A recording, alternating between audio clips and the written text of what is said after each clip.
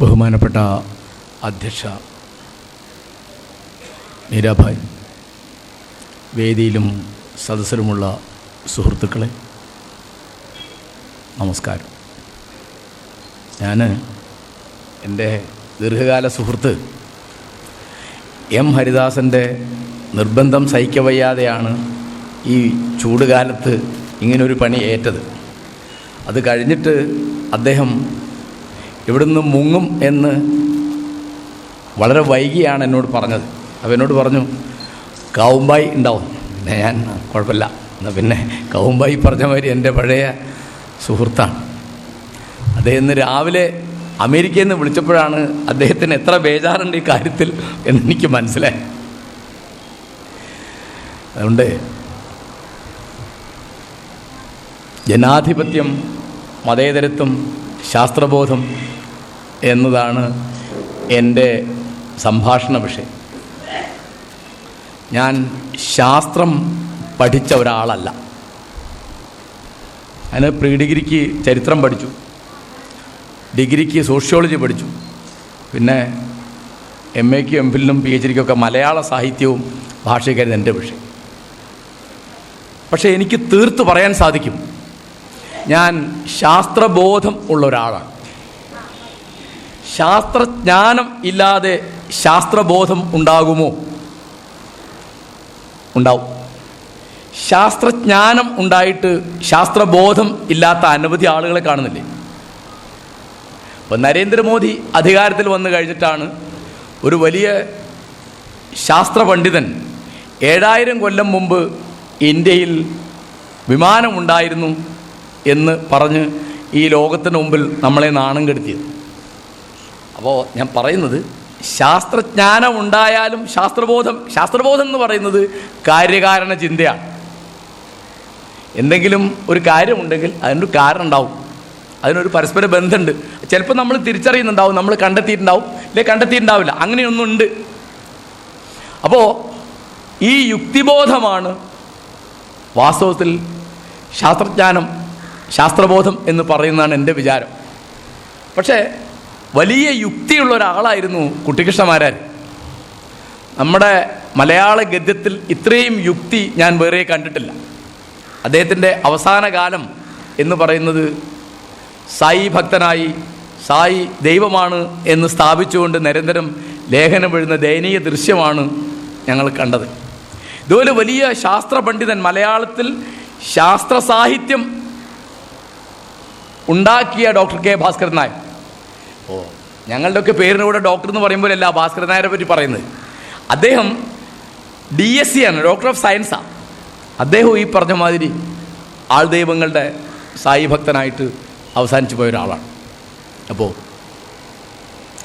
ശാസ്ത്രം വേറെ, ശാസ്ത്രബോധം വേറെ എന്ന് നമുക്കറിയാം.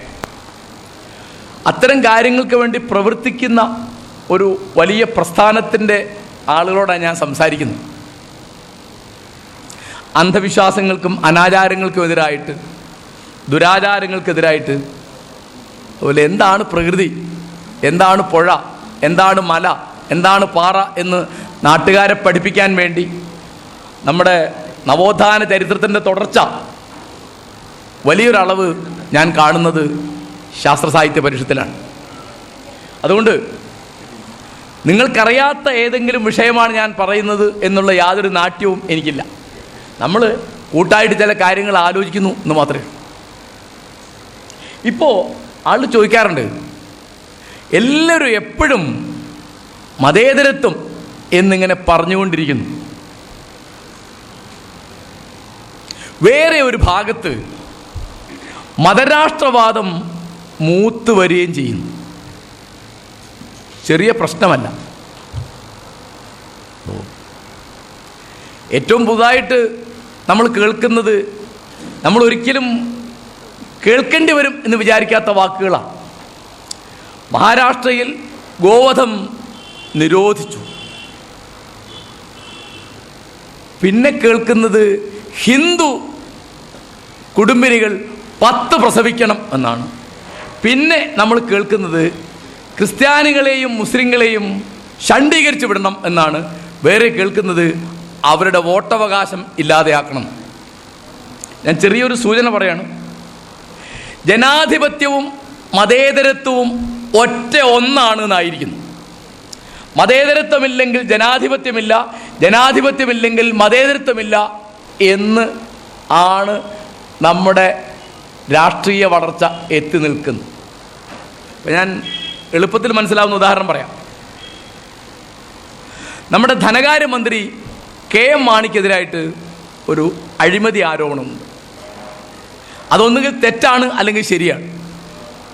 അതിന് അനവധി മറുപടികളുണ്ട്, അനവധി നിരീക്ഷണ പരീക്ഷണ സമ്പ്രദായങ്ങളുണ്ട്, അന്വേഷണങ്ങളുണ്ട്. അപ്പോൾ അദ്ദേഹത്തിന് സാധാരണഗതിയിൽ രാജിവെച്ച് ഒരു അന്വേഷണം നേരിടാൻ അദ്ദേഹം മന്ത്രിയായിരിക്കും, അന്വേഷണം വന്നാൽ ശരിയല്ല. ഇപ്പോൾ നിങ്ങൾക്ക് രാഷ്ട്രീയമൊക്കെ പറയാം. ഇതിൻ്റെ ഇടയ്ക്ക് അദ്ദേഹം ക്രിസ്ത്യാനി ആയതുകൊണ്ടാണ് അങ്ങനെ ഒരു ആരോപണം ഉണ്ടായത് എന്ന് പറയുമ്പോൾ സംഗതി മാറി. ഐസ്ക്രീം പാർലർ കേസിൽ പ്രതിയാണ് കുഞ്ഞാലിക്കുട്ടി. ഒന്നുകിൽ അദ്ദേഹം കുറ്റം ചെയ്തിട്ടുണ്ട്, എനിക്കറിയില്ല, അല്ലെ കുറ്റം ചെയ്തിട്ടില്ല.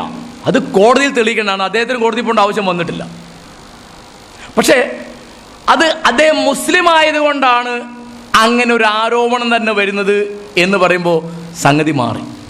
കണ്ടോ, ഇത് ഉദ്യോഗസ്ഥന്മാരുടെ കാര്യത്തിൽ, രാഷ്ട്രീയ നേതാക്കന്മാരുടെ കാര്യത്തിൽ, മന്ത്രിമാരുടെ കാര്യത്തിൽ, നടന്മാരുടെ എല്ലാവരുടെ കാര്യത്തിലും നമ്മൾ എന്ത് പറയുമ്പോഴും ആദ്യം ഒരു വിഷയം വരുന്നു, രണ്ടാമത് അതിൻ്റെ മറുപടിയായിട്ട് വരുന്നത് ഇദ്ദേഹത്തിൻ്റെ ജാതി അല്ലെങ്കിൽ മതം ആണ്.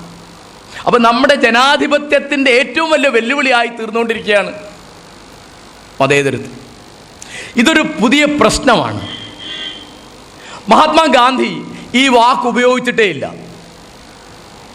അദ്ദേഹം പറഞ്ഞത് സർവധർമ്മ സമഭാവം. ഞാൻ ആവർത്തിക്കുന്നു, സർവധർമ്മ സമഭാവം. ധർമ്മം എന്ന് ഇന്ത്യൻ പാരമ്പര്യത്തിൽ പറഞ്ഞാൽ മതം എന്നാണ്. എല്ലാ മതങ്ങൾക്കും തുല്യത അനുഭവിക്കാവുന്ന ഒരു സാമൂഹ്യ രാഷ്ട്രീയ കാലാവസ്ഥ എന്ന അർത്ഥത്തിലാണ് ഗാന്ധി സർവധർമ്മ സമഭാവം എന്ന് പറയുന്നത്. ഭരണഘടന തയ്യാറാക്കുന്ന അംബേദ്കറുടെ ആഭിമുഖ്യത്തിലുള്ള കമ്മിറ്റിക്ക് ഈ വാക്ക് ഉപയോഗിക്കേണ്ടി വരുന്നില്ല. കാരണം ഇത് മതേതരമാണ് എന്ന് എടുത്തെഴുതുന്നത് 76 ഇന്ദിരാഗാന്ധിയാണ്. ഇന്ത്യ ഒരു സെക്കുലർ സോഷ്യലിസ്റ്റ് സ്റ്റേറ്റ് ആണ് എന്ന് അടിയന്തരാവസ്ഥയിൽ 100 കൊള്ളരുതായ്മകളുണ്ട്. അന്ന് നടന്ന ഒരു സൽക്കർമ്മം എന്താണെന്ന് എന്നോട് ചോദിച്ചാൽ ഞാൻ പറയും ഭരണഘടനയിൽ എഴുതി ചേർത്ത. ഇന്നിപ്പോൾ അത് റദ്ദാക്കണം എന്ന് അഭിപ്രായമുണ്ട്. കാരണം നമ്മൾ നേരത്തെ ഉപയോഗിച്ചിരുന്ന വാക്ക് ദേശീയത, നാഷണാലിസം. കാരണം നമുക്ക് സ്വാതന്ത്ര്യം കിട്ടി വരും, അത് ബ്രിട്ടീഷുകാർ ഒഴിഞ്ഞു പോവുകയാണ് എന്നാവുമ്പോഴേക്ക് നമുക്ക് 2 ആപത്ത് നേരിടേണ്ടി വരുന്നു. ഒന്ന്, 25-ൽ RSS രൂപം കൊള്ളുന്നു. അവർ ബ്രിട്ടീഷുകാർ പോകുമ്പോൾ ഇന്ത്യ ഒരു ഹിന്ദു രാഷ്ട്രമാവണം എന്ന് പറയുന്നു. ആ കാലത്തൊക്കെ വലിയ ദേശീയവാദിയും വലിയ മതേതരവാദിയും ഒക്കെ ആയിരുന്ന ജിന്നയുടെ നേതൃത്വത്തിൽ മുസ്ലിം ലീഗിൽ നിന്ന് വേറെ ഒരു ആശയം ഉണ്ടാവുന്നു.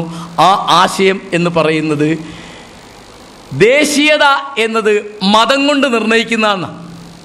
അതിനെയാണ് മതദേശീയത, റിലീജിയസ് നാഷണാലിസം എന്ന് പറയാം. 40-ൽ ലാഹോറിൽ അവതരിപ്പിക്കുന്നത് അങ്ങനെ 2 നേഷൻ തിയറിയാണ്. ആ തിയറി എന്ന് വെച്ചാൽ ഹിന്ദുക്കളും മുസ്ലിങ്ങളും 2 മതസമൂഹങ്ങളാണ് എന്നല്ല, അവരങ്ങനെ മതസമൂഹങ്ങളാണ് എന്നതുകൊണ്ട് തന്നെ അവർ 2 രാഷ്ട്രമാണ് എന്നാണ്. വലിയ വക്കീലാ ജിന്ന, മഹാബുദ്ധിമാനാണ്. ഗാന്ധി അദ്ദേഹത്തോട് ചോദിക്കുന്നുണ്ട്, എൻ്റെ ഒരു മകൻ ഹരിലാലാണ്, ഇസ്ലാം മതം വിശ്വസിച്ചു, അയാൾ വേറെ രാഷ്ട്രത്തിലെ പൗരനായി പോയോ? അതിന് ജിന്ന മറുപടി പറഞ്ഞിട്ടില്ല. ഇത്രയും അസംബന്ധപൂർണമായ ഒരു കാര്യം ഈ നാട്ടിൽ വിജയിച്ചു.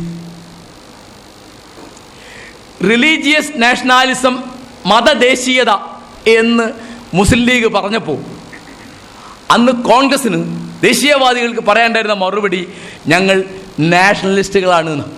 കാരണം നമ്മളൊക്കെ ഒരു ദേശീയതയുടെ പങ്കുകാരാണ്. നമ്മുടെ ഭാഷ, ജാതി, മതം, വർണ്ണം, വംശം, ലിംഗം ഒക്കെ എന്താവട്ടെ, നമ്മൾ ഒരു ദേശീയതയുടെ പങ്കുകാരാണ്, നമ്മളതിൽ പങ്കാളികളാണ് എന്ന് പറയുന്നതിനെയാണ് ദേശീയവാദം എന്ന് പറയുക. അതാണ് നാഷണലിസം എന്ന് പറയുക. അതുകൊണ്ടാണ് ഈ അടുത്ത കാലം വരെ അബുൽ കലാം ആസാദിനെ, ഗാഫർ ഖാനെ, അല്ലെങ്കിൽ മുഹമ്മദ് അബ്ദുറഹിമാനെ, മൊയ്ദ് മൗലവിയൊക്കെ ദേശീയ മുസ്ലിം എന്ന് വിളിച്ചിരുന്നത്. കാരണം മുസ്ലിം ആയതുകൊണ്ട് വേറെ ദേശക്കാരനല്ല, ഞാൻ ഈ ദേശക്കാരനാണ്. ക്രിസ്ത്യാനി ആയതുകൊണ്ട് ഞാൻ വേറെ ദേശക്കാരനല്ല, ഞാൻ ഈ ദേശക്കാരനാണ്. സിഖുകാരനായതുകൊണ്ട്, ബൗദ്ധനായതുകൊണ്ട്, ജൈനനായതുകൊണ്ട്, പാർസി ആയതുകൊണ്ട് എൻ്റെ ദേശീയത മാറുന്നില്ല.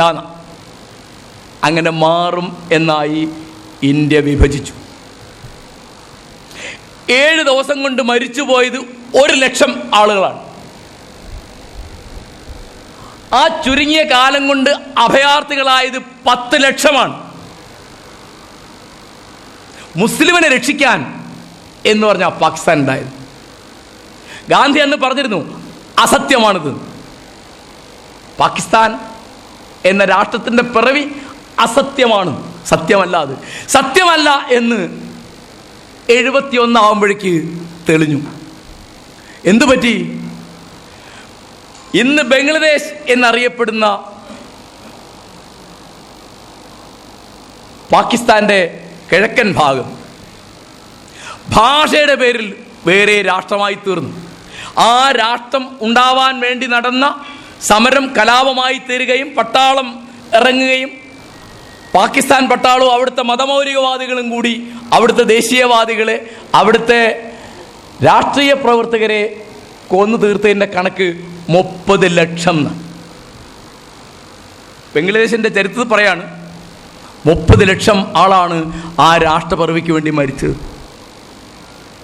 അപ്പോൾ 47 പാകിസ്ഥാൻ ഉണ്ടായി 1 കൊല്ലം കഴിയുമ്പോൾ 48 മാർച്ചിലാണ് ഇസ്രയേൽ എന്ന് വേറെ രാഷ്ട്രം ഉണ്ടാവുക. ഒരു മതവിഭാഗത്തിന് വേണ്ടി ലോക ചരിത്രത്തിൽ ആദ്യമായി ഉണ്ടായ രാഷ്ട്രത്തിൻ്റെ പേര് പാകിസ്ഥാൻ. 2ാമത്തെ രാഷ്ട്രമാണ് ഇസ്രായേൽ. അതിൻ്റെ ആലോചന നടക്കുമ്പോൾ അന്ന് എമ്മാതിരി കള്ളത്തരമാണ് പറഞ്ഞതെന്നറിയോ?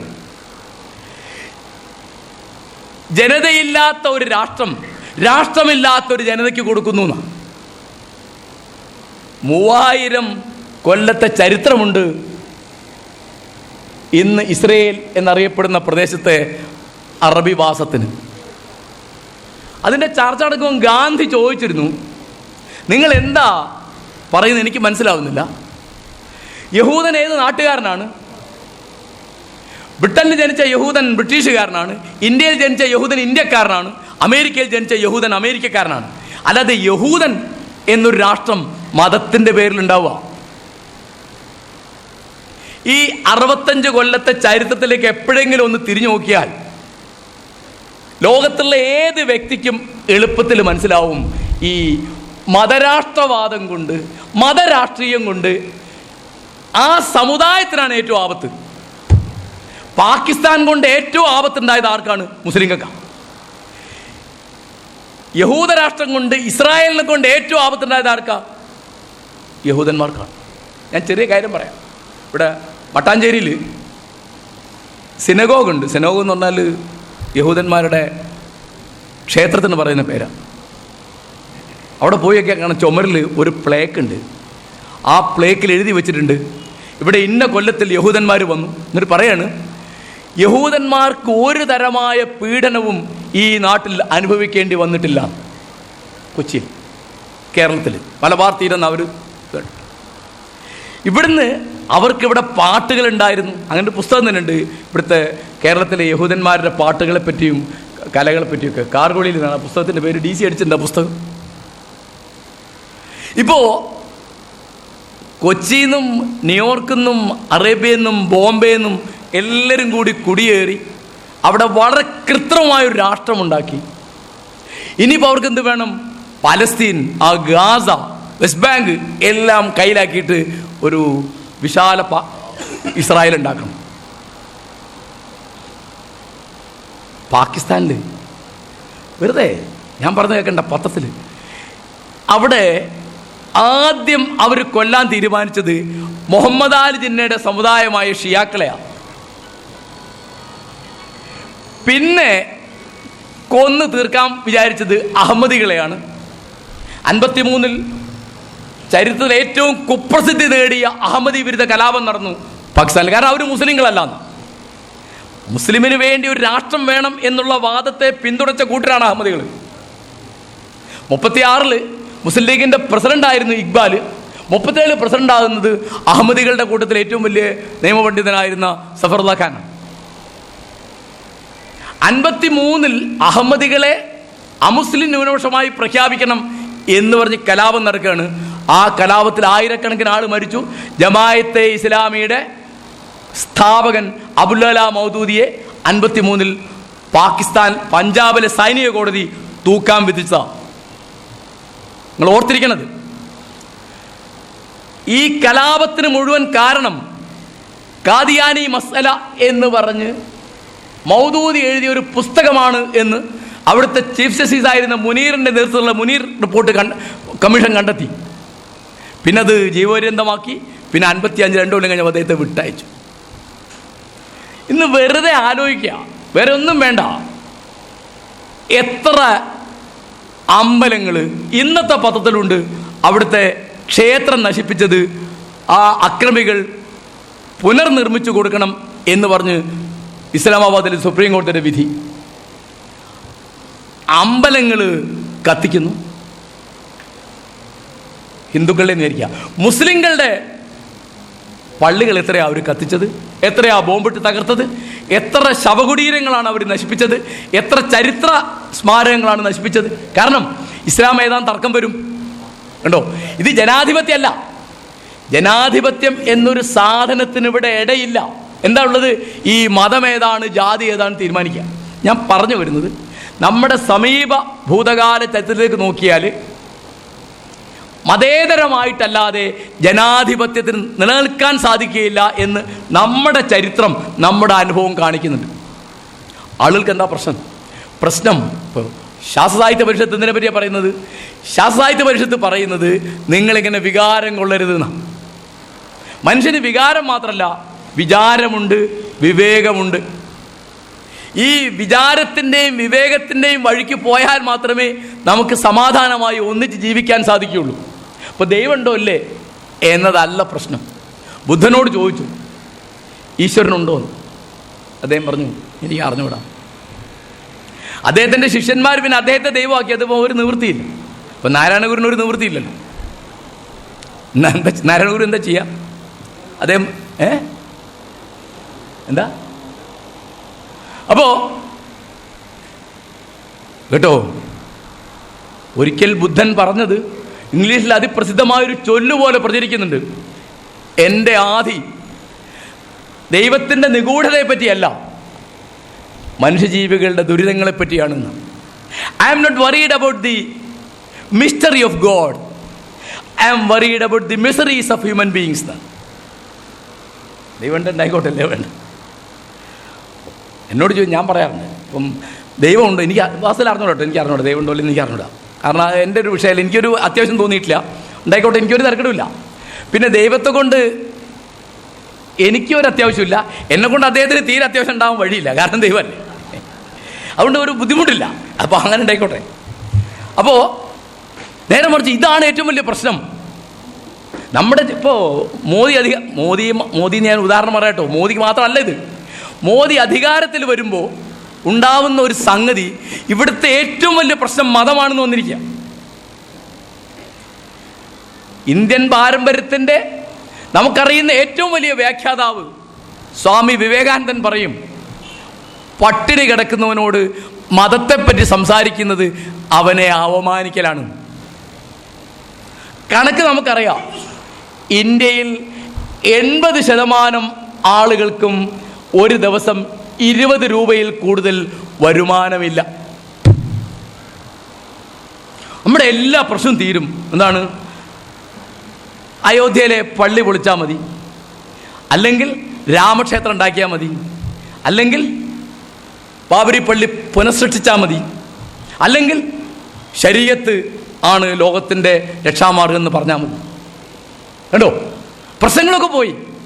ഈ വികാരങ്ങൾ ഇങ്ങനെ ഗ്യാസ് അടിച്ചു കയറ്റിയിട്ടാണ് ഇവിടെ എല്ലാ ആളുകളും ചെറിയ ഏറ്റക്കുറച്ചിൽ രാഷ്ട്രീയം നടത്തുന്നു.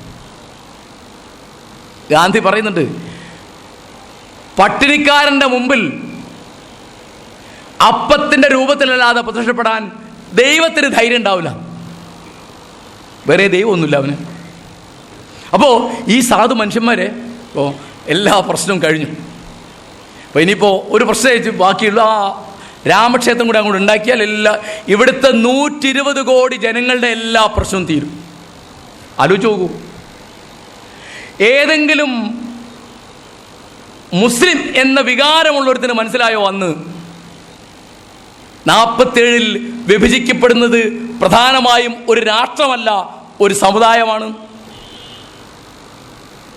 അത് ചോക്കൂ. അന്ന് വിഭജിക്കപ്പെട്ടത് ആരാ? പ്രധാനമായും 3 വിഭജിക്കപ്പെട്ടത് ഇന്ത്യയിലെ മുസ്ലിങ്ങളാണ്, അല്ലേ? ഇപ്പോ രക്ഷയില്ലാത്ത ആർക്കും അവർക്കാം. ഈ ബംഗ്ലാദേശിൽ നിന്നാണ് കൽക്കട്ടയിലേക്ക് വന്നിട്ട് അവിടെ നിന്നാണ് കള്ളവണ്ടി കയറി കോഴിക്കോട്ടും എറണാകുളത്തും ഗുരുവായൂരൊക്കെ ബംഗ്ലാദേശുകാർ വരുന്നത്. ഈ ബംഗാളി എന്ന് പറഞ്ഞാൽ 1% ഇവരാ, വലിയ ശതമാനം. കാരണം ഈ മതത്തിൻ്റെ പേരിൽ ഇവർ ഉൽപ്പാദിപ്പിച്ച ഈ സ്വർഗരാജ്യം ഉണ്ടല്ലോ, അത് ജീവിക്കാൻ അല്ലാത്തതിനൊക്കെ പറ്റും.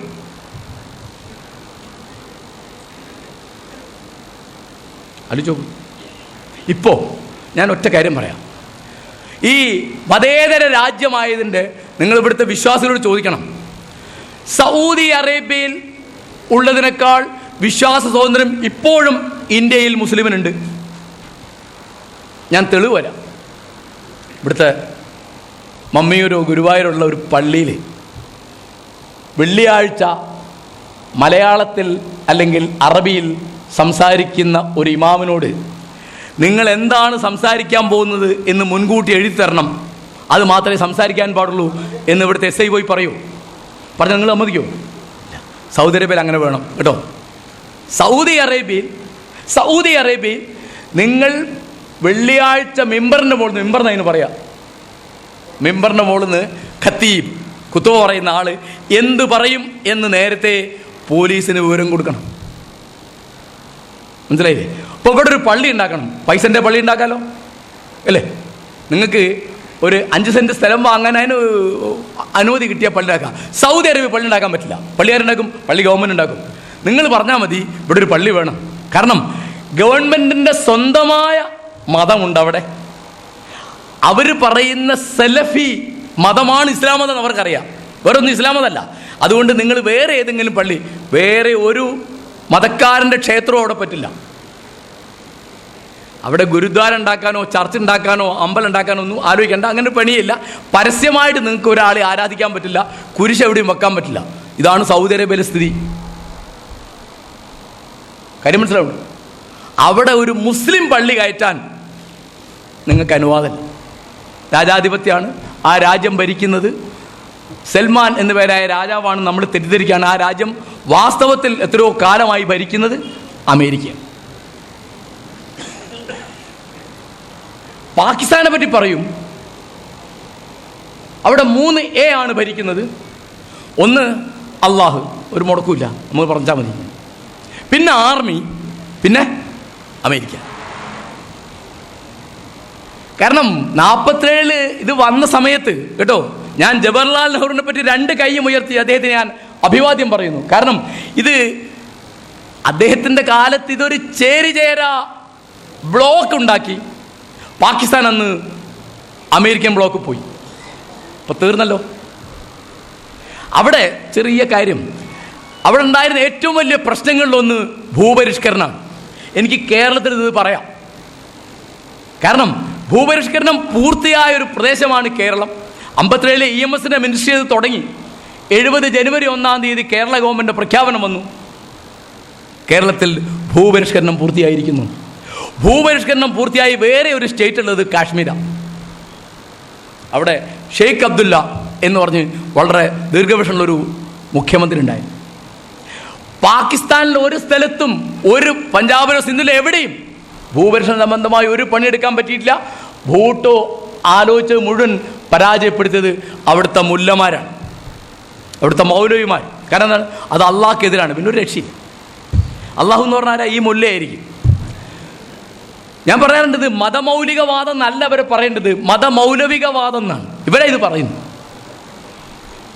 ഇവർ പറയാണ് ഇങ്ങനെ. ഇപ്പോൾ പുതിയ തമാശ എന്താ വെച്ചാൽ, ഞാൻ സത്യം പറയാം, കുവൈത്തിൽ ചെന്നപ്പോൾ എൻ്റെ മൊബൈൽ ഫോണിലേക്ക് ഒരാൾ, എൻ്റെ ഒരു സുഹൃത്ത് തമാശയ്ക്ക് ഖുർആൻ കംപ്ലീറ്റ് ഇതിനകത്ത് കയറ്റി തന്നു, ഖുർആൻ്റെ ഒറിജിനലും അതിൻ്റെ ഇംഗ്ലീഷ് പരിഭാഷയും കൂടി.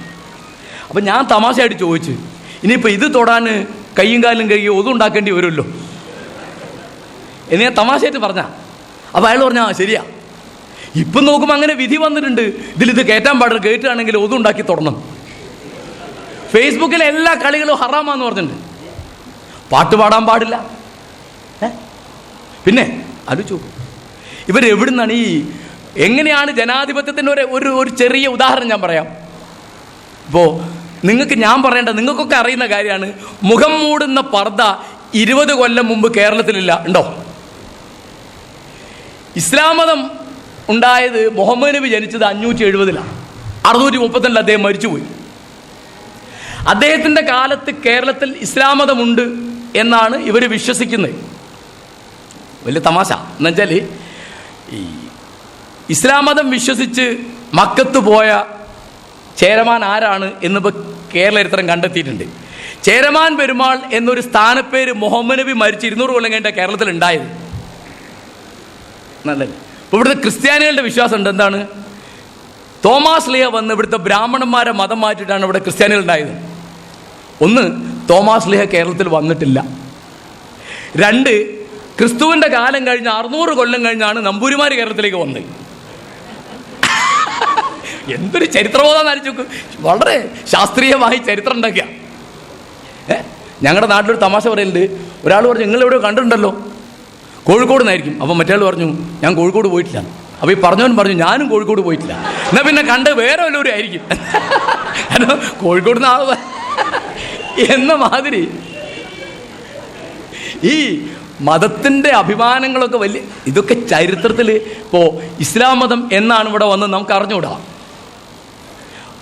9-ാം നൂറ്റാണ്ടിലെ തരിശാപ്പള്ളി ശാസനത്തിൽ ഒരു സാക്ഷി ഒപ്പിട്ടിട്ടുണ്ട് ഒരു മുസ്ലിം. അതോടെ നമുക്കൊരു തെളിവ് കിട്ടുകയാണ് മുസ്ലിം സമൂഹം കേരളത്തിലുണ്ട് എന്നതിന് തരിശാപ്പള്ളി ശാസനത്തിൽ തെളിവുണ്ട്. അപ്പോൾ 9-ാം നൂറ്റാണ്ടിലോ അതിന് മുമ്പോ ആണ്. അപ്പുറത്തേക്ക് അതിന് മുമ്പോ ആണ്, അതിന് അപ്പുറത്തേക്കില്ല. അപ്പോൾ ഞാൻ പറഞ്ഞു കൊണ്ടുവരുന്നത്, ഈ ഇത്രയും കാലം നമുക്ക് അറിഞ്ഞൂടാ എന്നാണ് ചേരമാൻ പെരുമാൾ പോയെന്ന് നമുക്ക് അറിഞ്ഞൂടാ. പക്ഷേ ഇവിടെ അടുത്ത് പൊന്നാനിയിലിരുന്നിട്ട് ഷെയ്ഖ് സൈനുദ്ദീൻ മഖ്ദൂം രണ്ടാമൻ ലോകപ്രസിദ്ധമായൊരു പുസ്തകം എഴുതിയിട്ടുണ്ട്, തുഹ്ഫത്തുൽ മുജാഹിദീൻ. അറബിയിലാണ് എഴുതിയത്. കേരളത്തിൻ്റെ ഹിസ്റ്ററിയാണ്. കേരള ഹിസ്റ്ററിയിൽ കിട്ടുന്ന ഏറ്റവും പഴയ രേഖകളിലൊന്നാണ് മഖ്ദൂമിൻ്റെ തുഹ്ഫത്തുൽ മുജാഹിദ് എന്ന പുസ്തകം. ആ പുസ്തകത്തിൻ്റെ പരിഭാഷ 4 പരിഭാഷ മലയാളത്തിലുണ്ട്, ഇംഗ്ലീഷിലും പോർച്ചുഗീസിലും അനവധി വിദേശ ഭാഷകളിൽ ആ പുസ്തകമുണ്ട്. കാരണം അത്ര പഴയ 16-ാം നൂറ്റാണ്ടിൽ എഴുത്തച്ഛൻ്റെ കാലക്കാരനാണ് മഖ്ദൂം. അതിൽ കൃത്യമായിട്ട് പറയുന്നുണ്ട്, മുഹമ്മദ് നബി മരിച്ച് 250 കൊല്ലം കഴിഞ്ഞിട്ടാണ് കേരളത്തിൽ ഇസ്ലാം മതം ഉണ്ടായത്. അതിപ്പോൾ പറയുന്ന ഒന്നല്ല, ഇത് ജന്മഭൂമി കണ്ടെത്തിയതല്ല, ഇത് മഖ്ദൂം പറഞ്ഞതാണ്. അദ്ദേഹം തെളിവും പറയുന്നുണ്ട്. ഞാൻ പറഞ്ഞുകൊണ്ടുവരുന്നേ, അന്നൊന്നും ഇല്ലാത്തൊരു സാധനമാണ് ഈ മുഖം മൂടുന്ന പർദ്ദ.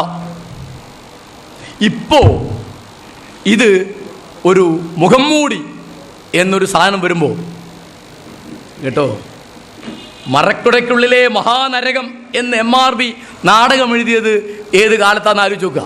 അടുക്കളയിൽ നിന്ന് അരങ്ങത്തേക്ക് എന്ന് വീട്ടി നാടകം കളിക്കുന്ന 29-ലാണ്. വീട്ടിയുടെ നാടകം പുസ്തകമായിട്ട് വരുന്നത് 1930-ലാണ്. ആ വീട്ടി മൂവ്മെൻറ്റ് ചെയ്ത ഒരു പണി, ഈ ചേലപ്പുതപ്പും ഈ ഘോഷയും ഈ മറക്കുടയും മുഴുവൻ വലിച്ച് തോട്ടിലെറിയാണ്. വീട്ടി അവസാന കാലത്ത്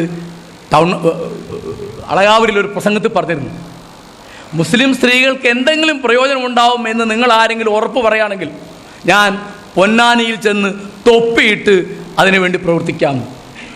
മഹാഭാഗ്യായി. കാരണം ഒരു കാര്യം ഉണ്ടാവില്ല. വീട്ടിയല്ല കേട്ടോ, ഒരു സംശയമുണ്ട്. കാരണം മുഹമ്മദ് അബ്ദുറഹിമാൻ തോറ്റ് മൂക്കുളഞ്ഞു പോയ ഏർപ്പാടാണ്. 36-ൽ മലബാർ ഡിസ്ട്രിക്ട് ബോർഡിൽ ഒരു പ്രമേയം വരുന്നു, 4-ാം ക്ലാസ് വരെ എല്ലാ കുട്ടികൾക്കും നിർബന്ധ സൗജന്യ വിദ്യാഭ്യാസം, മതഭേദമല്ലാതെ, ജാതിഭേദമല്ലാതെ, ലിംഗഭേദമല്ലാതെ. അപ്പോൾ കോൺഗ്രസ്സുകാരനായ മുസ്ലിമായ മുഹമ്മദ് അബ്ദുറഹിമാൻ്റെ സഹപ്രവർത്തകനായ ഒരാൾ എണീറ്റിരിക്കുന്നു, എന്താണ്, ഈ അന്യായത്തിൽ നിന്ന് മുസ്ലിം പെൺകുട്ടികളെ ഒഴിവാക്കണം. ഏത് നിർബന്ധ സൗജന്യ വിദ്യാഭ്യാസം.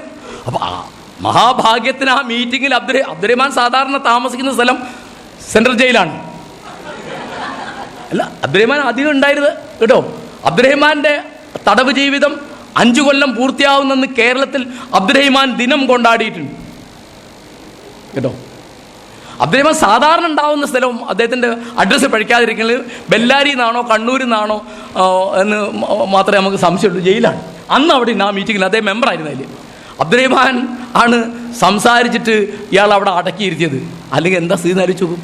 എന്നിട്ട് കേട്ടോ, ഇവിടെ അടുത്ത മണ്ണാർക്കാട് സമസ്ത കേരള ഇസ്ലാം മത വിദ്യാഭ്യാസ ബോർഡിൻ്റെ 4ാം വാർഷിക സമ്മേളനം 1930 മാർച്ച് 14-ാം തീയതി പ്രമേയം വരുന്നു. എന്താ പ്രമേയം? പെൺകുട്ടികളെ എഴുത്ത് പഠിപ്പിക്കരുത്. ഞാനൊരു മതപാഠശാലയിൽ പഠിച്ച ആളാണ്. 62-ൽ അതിൻ്റെ പൊതുപരീക്ഷ പാസ്സായത്. അന്ന് എൻ്റെ സഹപാഠിനികൾക്ക് ഞങ്ങളുടെ കൂടെ പഠിക്കുന്ന പെൺകുട്ടികൾക്ക് എഴുത്ത് പരീക്ഷയില്ല, വൈവാവോസ്യ ചോദിക്കും. അപ്പം ഞാൻ കുറച്ച് മുതിർന്നപ്പോൾ മുസ്ലിമരോട് ചോദിച്ചു, ഇതെന്താ ഇവരെ എഴുത്ത് പഠിപ്പിക്കാതെ? അപ്പം അദ്ദേഹം എന്നോട് പറഞ്ഞതെന്ന് വെച്ചാൽ, എന്നെ പഠിപ്പിച്ച ആളല്ല, എൻ്റെ ഒരു സ്നേഹിതനാണ്. അദ്ദേഹം പറഞ്ഞു, ആ പെൺകുട്ടികൾക്ക് എഴുത്ത് പഠിപ്പിച്ചാൽ പ്രേമലേഖനം എഴുതി കളയും. ഇന്നിപ്പോൾ ബുദ്ധിമുട്ടില്ല, മൊബൈൽ ഫോൺ ഉണ്ടല്ലോ, എഴുത്ത് പഠിക്കേണ്ട ആവശ്യം. ഇനിയിപ്പോൾ നിങ്ങൾ എങ്ങനെയാണ് നേരിടാൻ പോകുന്നത്? മലാല യൂസുഫ്സായിയെ വെടിവെച്ച് കൊല്ലാൻ പോയതിനെ അനുകൂലിക്കുന്ന ആളുകൾ ഈ നാട്ടിലുണ്ട്.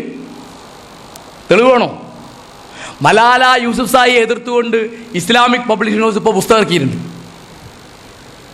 അപ്പം ഞാൻ അവരോട് ചോദിക്കുന്നു, നിങ്ങൾ ആരുടെ മതമാണിത്? ഇത് താലിബാൻ്റെ മതമാണോ അതോ യൂസുഫ്സായിയുടെ മതമാണോ? അല്ല, പെണ്ണുങ്ങൾ എഴുത്ത് പഠിച്ചോട്ടെ, പക്ഷേ 14 വയസ്സുള്ള ഒരു കുട്ടിയുടെ തലച്ചോറിലേക്ക് വെടിവെക്കുകയാണ്. ഇത് മതമാണ് എന്ന് പറഞ്ഞാൽ ഇത് ഞാൻ അവരോട് പറഞ്ഞു, നിങ്ങളിത് പിശാചിൻ്റെ പേരിൽ ചെയ്യൂ, എനിക്ക് കുറച്ച് സമാധാനമുണ്ട്. എനിക്ക് മനസ്സിലായിട്ടില്ല. ഇത് ദൈവത്തിൻ്റെ പേരില. ഏത്? ഗുജറാത്തിൽ കലാപുണ്ടാക്കുന്നത്, ബോംബെയിൽ കലാപുണ്ടാക്കുന്നത്, വാരാണസിയിൽ കലാപുണ്ടാക്കുന്നത്, ഡൽഹിയിൽ കലാപുണ്ടാക്കുന്നത് അല്ലാഹു അക്ബർ എന്ന് പറഞ്ഞിട്ടാ, ജയ് ശ്രീറാം എന്ന് പറഞ്ഞിട്ടാ. ഏത് മതത്തെ പറ്റിയാണ് ഇവർ പറയുന്നത്? ജീവജാലങ്ങൾ എവിടെ സങ്കടപ്പെടുന്നു അവിടെ രാമൻ വിലപിക്കുന്നു എന്ന് വാൽമീകി രാമായണത്തിലുണ്ട്. എന്താ വേണ്ട? ഈ രാമന്റെ പേരിലാണ് എന്ത് ചെയ്യുന്നത്? ഒരുത്തൻ്റെ അമ്മയുടെ വയറ് കുത്തി കീറുന്നത്, അവൻ്റെ പെങ്ങളെ ബലാത്സംഗം ചെയ്യുന്നത്, അവൻ്റെ വീട് തീയിട്ട് നശിപ്പിക്കുന്നത്, അവൻ്റെ കച്ചവട സ്ഥാപനം കൊള്ള ചെയ്യുന്നത്, ഇതൊക്കെ ഇസ്ലാമിൻ്റെ പേരിലും മുഹമ്മദ് നബിയുടെയും അള്ളാഹുവിൻ്റെയും പേരിൽ. അപ്പോൾ ഞാൻ തീർത്ത് പറയുന്നു, ഞാൻ അവരോട് എപ്പോഴും പറയുന്നതാണ്, എന്നുവെച്ചാൽ ഇപ്പോൾ അവിടെ വലിയ പ്രശ്നമാണ്. അപ്പോൾ ഞാൻ പറഞ്ഞു, നിങ്ങൾ തല വെട്ടുന്ന അങ്ങ് വെട്ടിക്കളയുന്ന എനിക്കൊരു സൗകര്യമുണ്ട്, ഇത് പറയാൻ ബുദ്ധിമുട്ടില്ല. എനിക്ക് ഈ തലയായിട്ട് ഇങ്ങനെ നടക്കുന്നതൊക്കെ പറഞ്ഞേ പറ്റുള്ളൂ.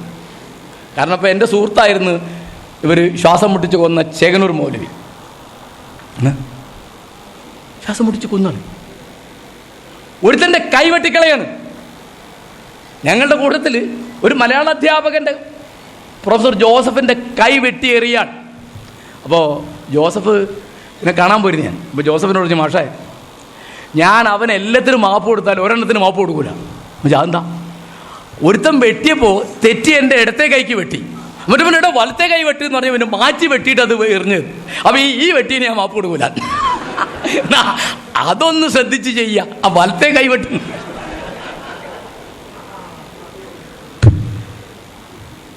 ജോസഫിൻ്റെ ഭാര്യ സലോമി തൂങ്ങി മരിച്ചു. അപ്പോൾ ഈ ഒരു ചോദ്യക്കടലാസിൽ അബദ്ധമായിട്ടോ അക്രമമായിട്ടോ ഒരു വരി എഴുതി, അല്ലെങ്കിൽ 4-5 വരി എഴുതി, അതിന് പരിഹാരം വേണ്ട? പരിഹാരം വേണം. അതിന് പരിഹാരമുണ്ടാക്കാൻ യൂണിവേഴ്സിറ്റി ഉണ്ട്, കോടതി ഉണ്ട്, പോലീസുണ്ട്, പലതുണ്ട്. നിങ്ങൾ ആ മനുഷ്യൻ്റെ വലത്തെ കൈ വെട്ടി എറിഞ്ഞു. എപ്പോഴാണെന്നറിയോ? കാറിൽ അദ്ദേഹത്തിൻ്റെ അമ്മ, അദ്ദേഹത്തിൻ്റെ ഭാര്യ, മക്കള് പള്ളിയിൽ നിന്ന് ഇറങ്ങി വരികയാണ്.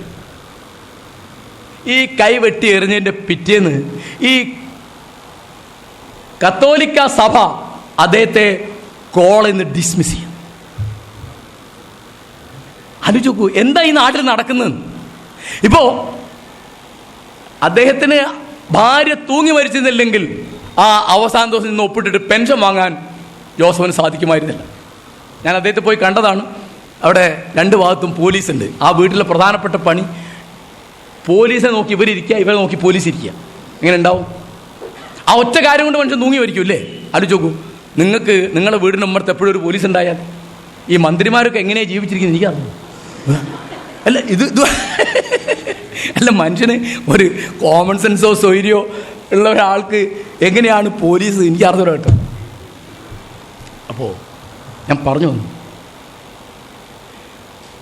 ഗുരുവായൂർ എന്ന പ്രദേശം കേൾക്കുമ്പോൾ ഒരുമാതിരി എല്ലാ മലയാളികളുടെയും മനസ്സിലേക്ക് വരുന്നത് ഗുരുവായൂർ സത്യാഗ്രഹം എന്ന് ഒരു ചരിത്ര സംഭവമാണ്. 31-ലാണ്.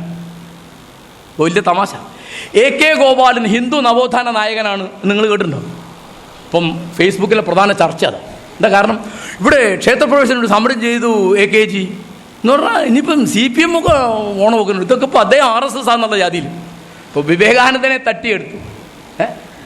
ഞാൻ ഒരിക്കലും വിചാരിക്കാത്തത് AKG എങ്ങനെ ഇപ്പോൾ മുഹമ്മദ് അബ്ദുറഹ്മാനെ തട്ടിയെടുക്കാൻ നടക്കുകയാണ് ജമാഅത്ത് ഇസ്ലാമി. ഒരു പുതിയ കഥ ഞാൻ കേട്ടു. മുഹമ്മദ് അബ്ദുറഹ്മാൻ 45 നവംബർ 23 അദ്ദേഹം മരിച്ചത് ഞങ്ങളുടെ നാട്ടിൽ നിന്നാണ് മരിച്ചത്. അവിടെ മുക്കത്ത് പ്രസംഗിക്കാൻ വന്നപ്പോഴാണ്. അപ്പോൾ എടശ്ശേരി അദ്ദേഹത്തിൻ്റെ പ്രസിദ്ധമായ രചനയെ പറയും, മുറ്റും അഴീക്കോട്ട് നിന്ന് മുക്കമെത്തുവോളം ഞങ്ങളോർപ്പു കാലേ നിൻ ജൈത്രയാത്ര നീളെ. അബ്ദുറഹ്മാൻ അല്ലമീൻ ലോഡ്ജിൽ നിന്ന് പുറപ്പെടുന്നതിന് മുമ്പേ ജമാഅത്തെ ഇസ്ലാമിയുടെ അന്നത്തെ മുഹമ്മദ് അലി ഹാജി എന്ന് പറഞ്ഞ ഫൗണ്ടർ വന്ന് സംസാരിച്ചിരുന്നെന്നും നമുക്ക് വൈകുന്നേരം സംസാരിക്കാം ഹാജി സാഹിബ് എന്ന് മുഹമ്മദ് അബ്ദുറഹ്മാൻ പറഞ്ഞു പോയി. തീർന്നല്ലോ. ഇനിയിപ്പോൾ ഇതൊക്കെ ആളുകൾക്ക് ഓർമ്മ ഉണ്ടാവില്ല. ഇതിപ്പോൾ ഓർമ്മയുള്ള എൻ്റെ മാതിരിയുള്ള ആളൊക്കെ ഇപ്പോൾ കഴിയും. പിന്നെ ഇത് പറഞ്ഞാൽ മതി, മുഹമ്മദ് അബ്ദുറഹ്മാൻ ജമാഅത്തായിരുന്നു. ഇപ്പോൾ AKG RSS എന്ന് പറഞ്ഞാൽ നിങ്ങൾക്ക് ഇനി എന്താ വേണ്ടത്? നിങ്ങൾ ഏത് ശാസ്ത്രസാഹിത്യ പരിഷത്ത്? അല്ല, ഞാനൊരു തമാശയും പറയില്ല കേട്ടോ. ഞാൻ ശരിക്കും മറ്റേ പണ്ട് ഇയാൾ പറഞ്ഞ മാതിരി ഫേസ്ബുക്കിൽ കണ്ടിട്ട് അന്തരിച്ചു പോയ ഒരാളാണ് ഞാൻ. എന്നിട്ട് ഇയാൾ പറഞ്ഞില്ലേ അന്തരിച്ചു.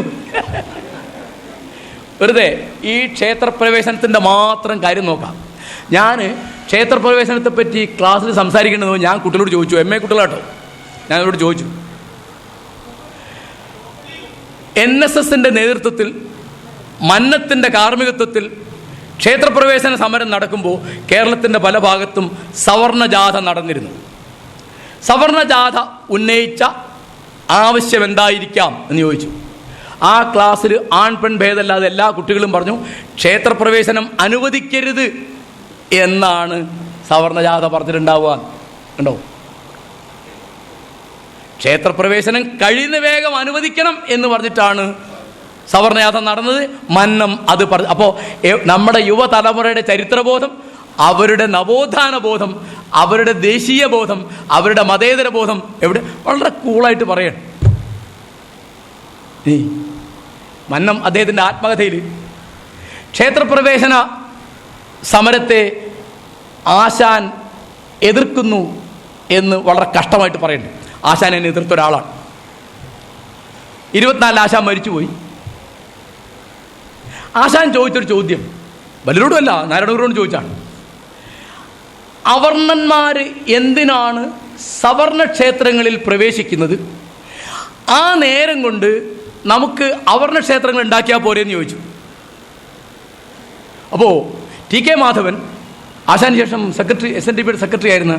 അപ്പോൾ SNDP സെക്രട്ടറി എന്നൊക്കെ ഇപ്പോൾ പറയുമ്പോഴേ ഈ വെള്ളാപ്പള്ളി നടേശനൊക്കെ ആലോചിക്കാൻ നമുക്ക് സത്യത്തിൽ നാണക്കേട് വരും. എന്തൊരു സ്ഥിതിയാണെന്ന് ആലോചിച്ചു. എന്താ വെച്ചാൽ ഞാൻ എപ്പോഴും ആലോചിക്കും, നാരായണഗുരു 2 കാര്യമാണ് മലയാളിയോട് പറഞ്ഞത്. 1 മദ്യപിക്കരുത്, 2 ജാതി പറയരുത്. അത് രണ്ടും കൃത്യമായി കച്ചവടം രാഷ്ട്രീയമായി നടക്കുന്ന ഒരാളാണ് ഇപ്പോൾ SNDP അധ്യക്ഷൻ. അപ്പോൾ ആശാൻ പറഞ്ഞത് TK മാധവന് അംഗീകരിക്കാൻ പറ്റി. അദ്ദേഹം 23-ൽ കാക്കിനഡ കോൺഗ്രസ്സിൽ മുഹമ്മദ് അലി അധ്യക്ഷനാകുന്ന സമ്മേളനത്തിലാണ് അദ്ദേഹം ഈ പ്രമേയമായിട്ട് ചെല്ലുന്നത്. അയിത്തം തുടങ്ങിയുള്ള കാര്യങ്ങൾ നമ്മൾ ഏറ്റെടുക്കുന്നുണ്ട്. ഒരു തെറ്റില്ല കേട്ടോ. വൈക്കം സത്യാഗ്രഹം എന്ന് പറയുന്നത് ക്ഷേത്രപ്രവേശനത്തിന് വേണ്ടിയല്ല, ആ അമ്പലത്തിൻ്റെ മുന്നിലുള്ള വഴിയിലൂടെ പോത്തും നായയും എരുമയും കാക്കയും നടന്നു പോകുന്ന വഴിയിലൂടെ അയിത്തജാതിക്കാരന് നടന്നു പോകാൻ വേണ്ടിയാണ്. അതിൻ്റെ വലിയ നേതാവ് KP കേശവമേനാണ്. അദ്ദേഹം കഴിഞ്ഞ കാലത്തിൽ എഴുതിയിട്ടുണ്ട്. കോടതിയിൽ അദ്ദേഹം ബോധിപ്പിക്കുന്നത് അയിത്തജാതിക്കാരെ അമ്പലത്തിൽ കടത്താനുള്ള ദുരുദ്ദേശം ഞങ്ങൾക്കുണ്ട് എന്ന് ബഹുമാനപ്പെട്ട കോടതി തെറ്റിദ്ധരിക്കരുത്. ഞങ്ങൾക്ക് എന്തേ ഉള്ളൂ, ഇതിലെ വഴി നടക്കണമെന്ന് മാത്രമേ ഉള്ളൂ. നമ്മൾ ഇന്ന് ആലോചിച്ച് നോക്കുക കേട്ടോ, നമ്മുടെ നവോത്ഥാനം എങ്ങനെയാണ് തിരിയുന്നത്.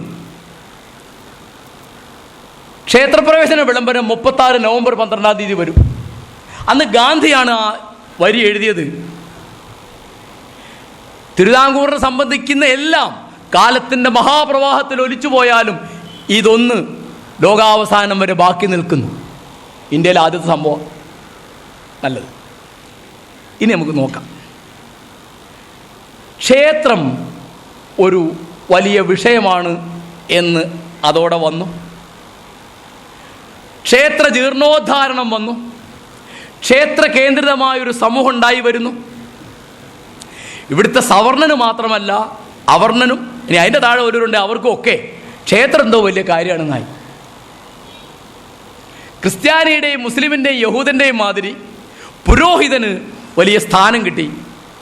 ഒറ്റ കാര്യം ഞാൻ പറയാം, അഹിന്ദുക്കൾക്ക് പ്രവേശനമില്ല എന്നൊരു ബോർഡ് വരുന്നു.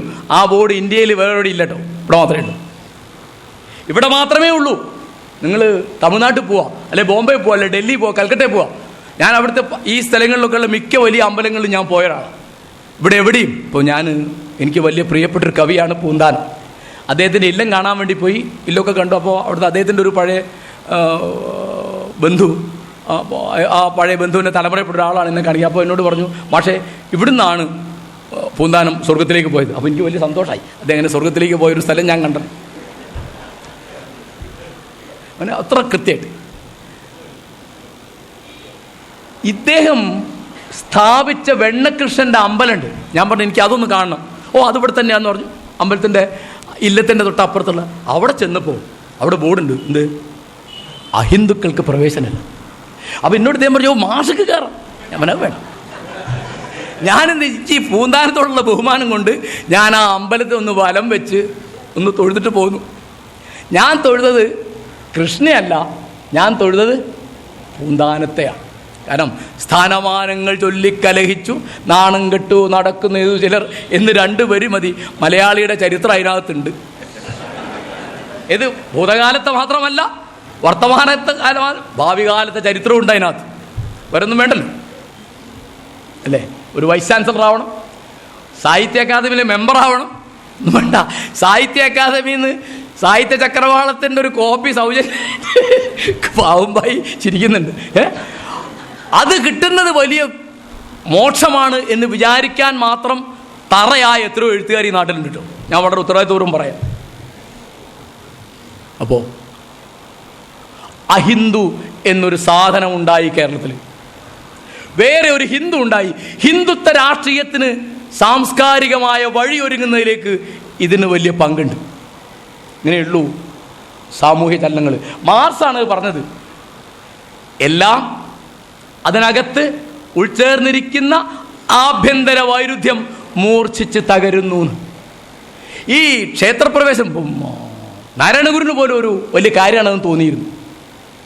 അതിനകത്ത് ഇനി മൂർച്ഛിക്കാൻ എന്തെല്ലാം ആഭ്യന്തര വൈരുദ്ധ്യങ്ങളുണ്ട് എന്ന് നമ്മൾ കാണാനിരിക്കുന്നേ ഉള്ളൂ.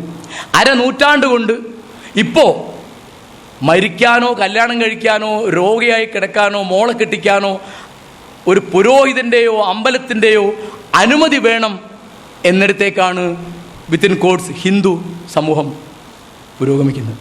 വലിയ ദുരിതമാണ് ക്രിസ്ത്യാനികളുടെ കാര്യം, വലിയ ദുരിതമാണ് യഹൂദന്മാരുടെ കാര്യം, വലിയ ദുരിതമാണ് മുസ്ലിങ്ങളുടെ കാര്യം.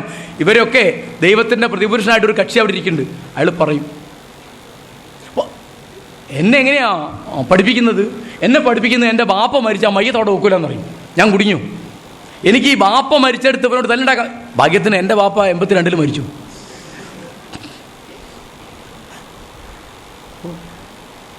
ഇപ്പോൾ അടിച്ചു. എൻ്റെ മയ്യത്ത് കോഴിക്കോട് മെഡിക്കൽ കോളേജിന് ഞാൻ സൗജന്യമായിട്ട് ദാനം ചെയ്യുന്നു എന്ന് പറയുമ്പോൾ അതിന് മതവിധി വരും. അത് ഇവിടെ പള്ളിയിൽ അടക്കേണ്ടതാണ്, അല്ലെങ്കിൽ അത് ഇസ്ലാമികമല്ല എന്ന്. അപ്പോൾ അവിടെ അപ്പം ഞാൻ ചോദിച്ചു, നിങ്ങളുടെ മുസ്ലിം കുട്ടികളൊക്കെ മെഡിക്കൽ കോളേജിൽ പഠിക്കണ്ടല്ലോ, അവിടെയൊക്കെ ഹിന്ദുക്കളുടെ ശവം കീറി മുറിച്ച് ഞങ്ങളെ മക്കൾ പഠിക്കുന്നത്, നിങ്ങളിത് കൊടുക്കില്ല. നല്ല കച്ചവടമല്ലേ? ഇത് ഹറാമാണ്. ഏത്? നിങ്ങളെ ബോഡി അവിടെ നേത്രദാനം. കാരണം മുഹമ്മദ് നബിയുടെ വിവരണങ്ങളിൽ ഉണ്ടാവില്ല നേത്രദാനം ആണ്. കാലത്തിനും ദേശത്തിനും അനുസരിച്ച് നിങ്ങളുടെ മതവും വിശ്വാസവും ആചാരവും പരിഷ്കരിക്കണം എന്നാണ് മതേതരത്വം, അല്ലാതെ അത് മതവിരുദ്ധതയല്ല. EMS അത് വളരെ ശഠിച്ച് പറഞ്ഞിരുന്നു. ഞാൻ പാലിക്കുന്ന ഒരാളല്ല. EMS മതേതരത്വം എന്ന് എഴുതരുത്, മതനിരപേക്ഷത എന്ന് എഴുതണമെന്ന് പറഞ്ഞു. ഇപ്പോഴും ഞാൻ ലേഖനം എഴുതിയാൽ മറ്റേ മതേതരത്വം എന്ന് എഴുതുക, ദേശീയമെല്ലാം അടിച്ചൊരു മതനിരപേക്ഷ എന്ന് വരുള്ളൂ. ആ മോഹനമാഷോ ഷിബു മുഹമ്മദോ തിരുത്തും. കാരണം അവിടുത്തെ സ്റ്റൈൽ ബുക്കിൽ മതേതരത്വം. കാരണം EMS വിചാരിച്ചത് ശരിയാ പറഞ്ഞത്, മതേതരത്വം എന്ന് പറയുന്നത് മതവിരുദ്ധത എന്ന് ആളുകൾ മനസ്സിലാക്കും. അങ്ങനെ മനസ്സിലാക്കേണ്ടതാണ് ഞാൻ വിചാരിക്കുന്നത്. മതരഹിത സമൂഹമാണ് മതേതര സമൂഹം എന്ന് ഇവിടുത്തെ പല യുക്തിവാദികളും വിചാരിക്കുന്നുണ്ട്. എൻ്റെ ഒരു ചെറിയ അനുഭവത്തിൽ തീരെ യുക്തി കുറഞ്ഞ കൂട്ടരായിട്ടാണ് അവരെ എനിക്ക് മനസ്സിലായത്. കാരണം നിലമ്പൂർ ബാലേട്ടൻ എന്നോട് ചോദിച്ചിരുന്നു, നിലമ്പൂർ ബാലേട്ടൻ വലിയ കമ്മ്യൂണിസ്റ്റും യുക്തിവാദിയൊക്കെ എന്നോട് ചോദിച്ചു. അപ്പം എൻ്റെ ഏട്ടൻ്റെ സലാം കാരിച്ച് വലിയ ഫ്രണ്ടാണ്, ഞങ്ങളുടെ ഒരു ഫാമിലി മെമ്പറാണ്. എന്നോട് ചോദിച്ചു, എടോ കാരശ്ശേരി, പിന്നെ എന്താ നിനക്ക് തോന്നുന്നത്? ഞാൻ എന്താ ബാലേട്ട, ദൈവം എന്നൊരു ചരക്കില്ല, ഇല്ലാത്ത ഒന്ന് ഇല്ല എന്ന് പറയാൻ ആൾ വേണം, ഇല്ലാത്ത ഒന്ന് ഉണ്ട് എന്ന് പറയാൻ ആൾ വേണം.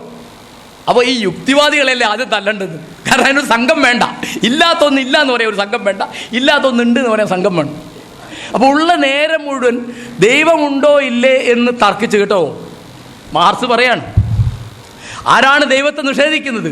ദൈവമില്ല എന്ന് പറയുന്നവരല്ല, ദൈവത്തിൻ്റെ പേരുപയോഗിച്ച് ജനങ്ങളെ ചൂഷണം ചെയ്യുന്നവരാണ് ദൈവത്തെ നിഷേധിക്കുന്നതെന്ന് മാർക്സാണ് എഴുതിയത്. പിന്നെ നിങ്ങൾ ഈ യാന്ത്രിക യുക്തിവാദം കൊണ്ട് നടന്നാൽ ഈ പുരോഹിതന്മാർക്ക് ഈ പാവപ്പെട്ട ആളുകളെ ചൂഷണം ചെയ്യാൻ അവസരം ഉണ്ടാക്കും എന്ന് ഈ യുക്തിവാദത്തെ വാൺ ചെയ്തതും മാർക്സാണ്. ഞാൻ പറഞ്ഞത് യുക്തിവാദം മുഴുവൻ തകരാറാന്നല്ല ഞാൻ പറഞ്ഞത്. ഇവിടെ അല്ല അതിൻ്റെ ഊന്നൽ വേണ്ടതെന്ന് എനിക്ക് അഭിപ്രായം. അപ്പോൾ ശാസ്ത്രബോധം എന്ന് പറഞ്ഞാൽ ഒന്നിപ്പോൾ ഒരു ചെറിയ ഉദാഹരണം പറയാം.